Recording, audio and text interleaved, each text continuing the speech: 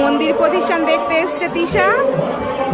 ঠাকুরের মায়ের মন্দির প্রতিষ্ঠান হচ্ছে, যে এত সুন্দর করে এখানে মন্দির প্রতিষ্ঠান হচ্ছে, যে এখানে হোমের জায়গা করেছে একটা মায়ের, এখানে আর একটা জায়গায় হোম হচ্ছে, এখানে তুলসী মঞ্চ করেছে। এটা আশুতির পুজো, আশুতি রথতলা।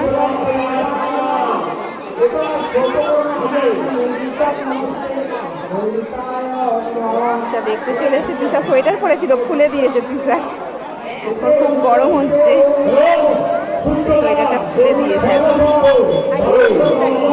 ঠাকুরটা খুব সুন্দর হয়েছে।